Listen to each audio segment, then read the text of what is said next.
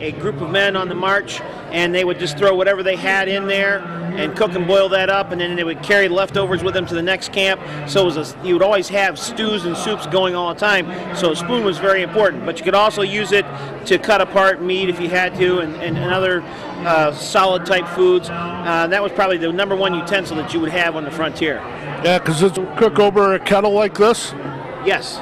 Those, actually, that particular kettle that's on that tripod is what we call a trade kettle. That was something that was actually brought down through the trade routes and would be traded to the colonial inhabitants or the Native American inhabitants as well. Well, thank you. Who's this fine lady you have with you? This is my lovely wife, Heather Schneider. Hi, Heather. How are you? Good. How are you? What's it like going around with all this stuff? It's a lot of fun. We do cooking demonstrations, so this is something that I kind of do as a hobby. Now, how long have you guys been doing this? You might have said it, but I was listening. We never talked about that.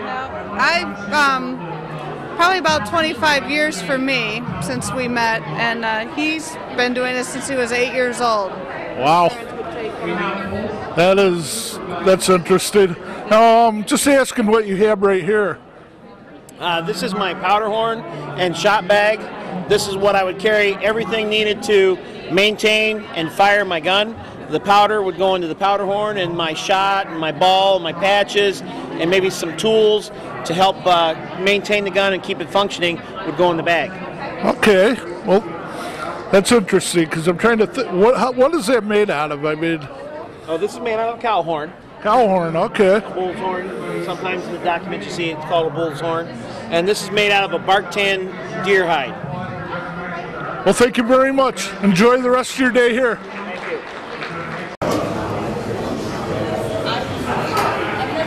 My name's Todd Langworthy, and I'm the town of Pomfret historian. And I'm here today representing the town, along with some of our other town officials. And I'm here dressed as Alonzo Cushing. So Alonzo Cushing is a Civil War hero that's from our town, and his grandfather, who is Zatu Cushing that I have here on my display, was our town's founder. And he was also the first county court judge in Chautauqua County, so that's the connection to the county, so that's why I have some information here on Mr. Cushing. So had a lot of people here. I'm dressed in uniform. They've asked a lot about the uniform, and told them a little bit about Alonzo Cushing that I portray, and a little bit about the Civil War and some local history. I also have some books here I've been selling as well on local history. So it's been a great time today. It really had a great turnout, a lot of people here, and a lot of great interesting booths with a lot of different angles on Chautauqua County history. So it's really been a great day. I'm glad I could be a part of it. So thanks for having me come on.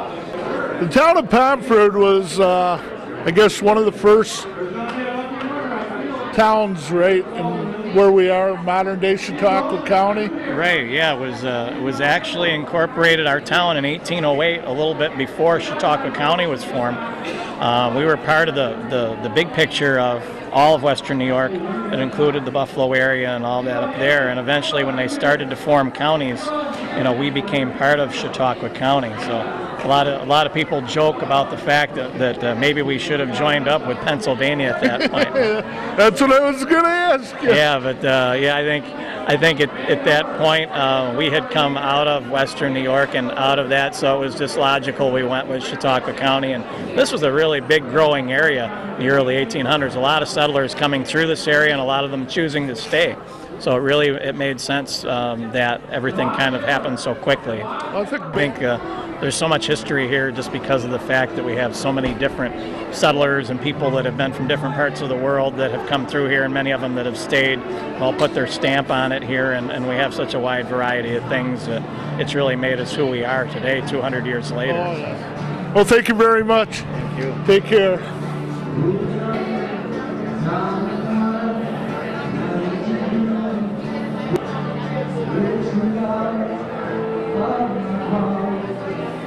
Well, go ahead.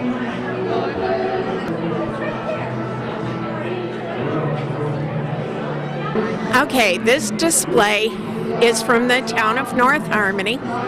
We have histories that are a collection of photographs and newspaper clippings, but we also have book 1 and 2 from Darrow. We have prints from Kathy Cherry, who is a resident of our town. And we also have the book by Art Thomas. Go ahead. Unfortunately, we've sold out, but we will have more next week. Have those at the Town of North Harmony building. We will also have them available for the Bicentennial event for the ferry. Stowe, 3445 Old Bridge Road. Oh, and if you would like to check our website, it's townofnorthharmony.com. Our phone number is 789-3445. My name's Renee Yates, and this is about the Underground Railroad. And this is actually a quilt that has all the signals for the Underground Railroad. And there were actually quite a few houses in Chautauqua County that were Underground Railroad homes. Sugar Grove, Bastille, Minna, Cherry Creek, Sherman. There were quite a few, and there were approximately 30,000 slaves that were freed who came from the South all the way to New York. They actually took boats from Lake Erie across to Canada, and we were one of the secondary trails of the Underground Railroad in Chautauqua County. And the symbol, the first one started with, it was called the monkey wrench. And when that quilt was put out, it meant to gather tools. The next one was load the wagons, and that's the wagon wheel block right here. That one's the monkey wrench. The basket to gather the food. So each one went on and on because men never paid any attention to quilts that were hanging outside of a home. But they meant everything to the slaves. Was there a lot of penalties around here if you were caught smuggling people, or? There was actually a fugitive slave law, and I believe it was in 1867 that it was against the law to harbor slaves, to have them. Well, thank you very much. You're quite welcome. But this represented all of them. These 15 blocks were the 15 main symbols for the slaves to look for. Oh, okay. So this was really kind of a message board, a billboard. Absolutely, message board. The log cabin block, this is traditionally a red center. It's the hearth and the fireplace. There's a fire here. This is the fireplace, the fire in the center lighting the room. But when it had a black square, that meant that it was a safe house where they could get a bed for the night, they could get food, they could get water and clothing for their trip. So they would know just by that black square it was a safe house to come to. Okay. Because the fire was out, they were safe. Okay. But if it was a red square, then they did No, they did not stop. They didn't stop there. No. Okay. This one is the drunkard's path. And that meant that whenever they would first leave and they were running away, not to run in a straight line, to keep moving in a crooked line so you won't get caught. These quilts meant everything in the world. They were going into a part of the country that they'd never seen before. They were going to be shot at. They were going to have dogs set upon them. And it meant living or dying, this quilt hanging out on somebody's fence. And it was really terribly important. not only to the men, but to the women. They brought their women with them, and they brought children with them. And it was everything in the world.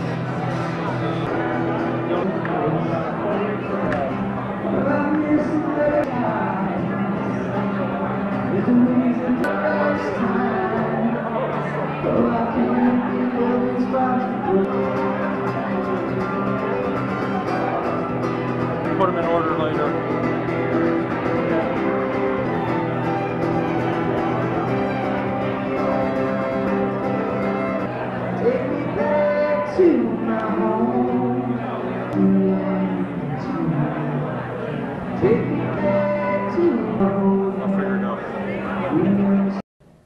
You're prepared. I'm ready. Well, Mr. Orton, let's begin the meeting, shall we?